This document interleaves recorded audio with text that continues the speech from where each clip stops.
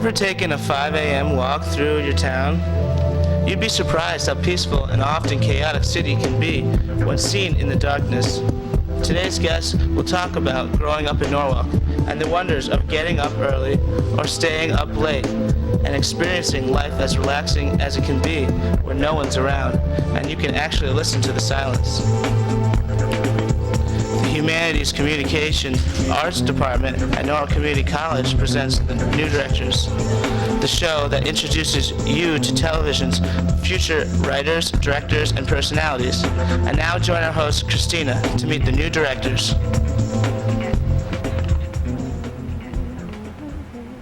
Thank you for joining us for today's edition of The New Directors.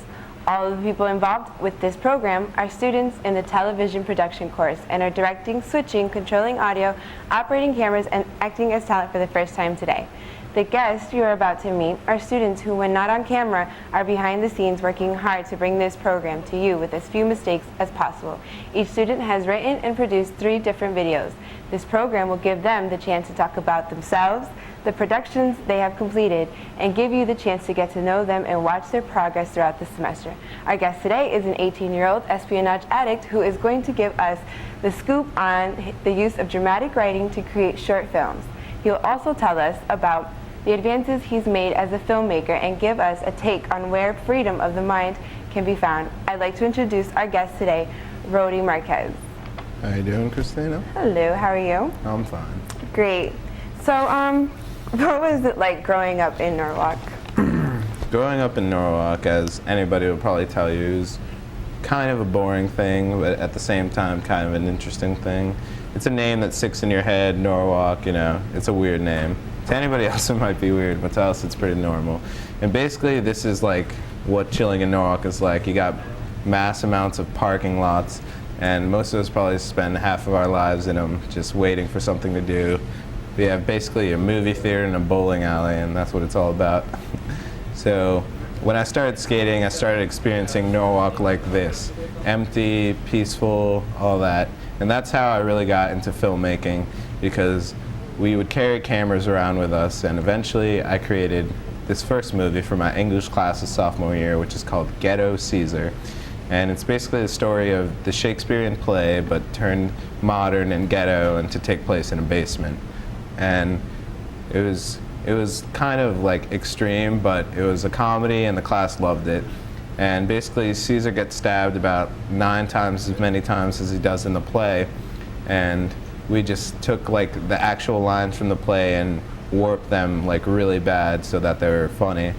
But as you can see here, this is just one shot that's been going forever, and it shows no skill in video making. So that's why I wanted to take TV production to get better at making movies for classes and for personal short films, if you know what I'm saying. So, where did you guys take it from there?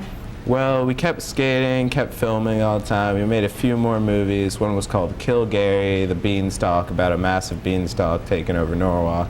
And also Ninja Stink is just like a quick short movie in a parking lot.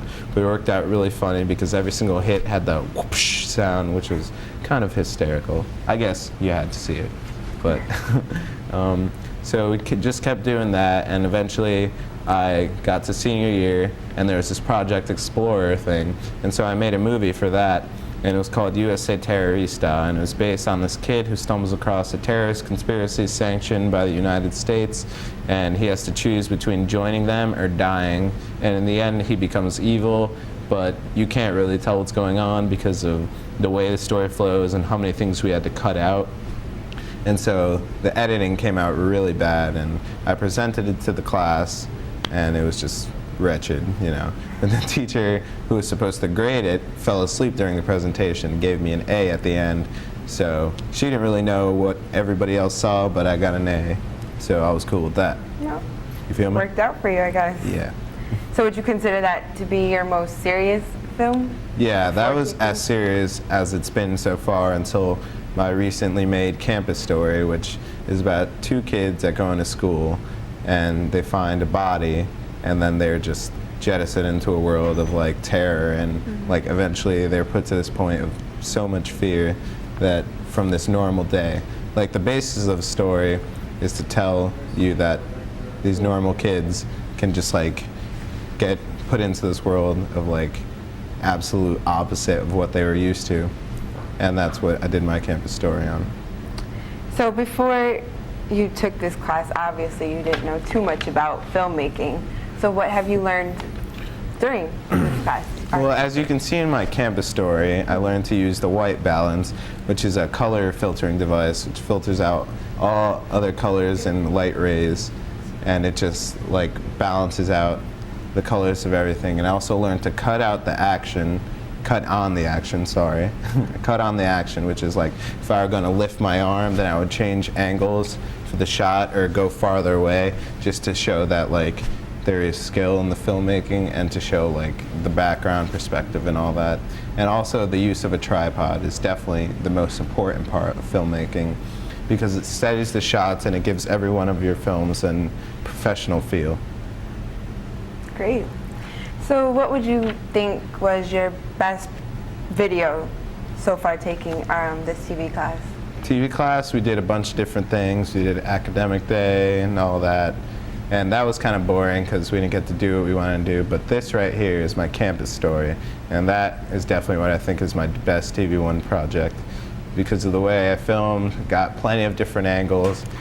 I used Stoney's advice, which is 3 to 5 second clips all the time. I might have gone over a few times, but I did the best I could. And I think it turned out really well. And we used tripod for almost every shot. And I got a bunch of my friends to be actors, and we did this all in basically 2 to 3 days. And it all turned out awesome. And it's based on my favorite show, 24, so it's like a random course of events constantly happening. And so that's what I did for my campus story, and I thought it turned out all right. Well, that's great. I just cannot wait to see the rest of it. I bet you can. So could you tell us, do you have any future career goals?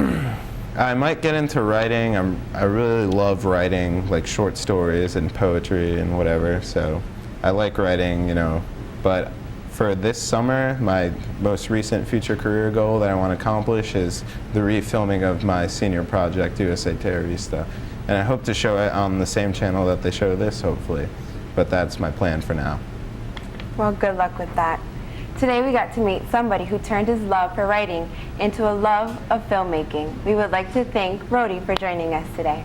Thank you, Christina. No problem. We hope you enjoyed meeting one of TV's future entertainment providers, and we hope you will continue to join us each week to watch our progress. Thank you and good day.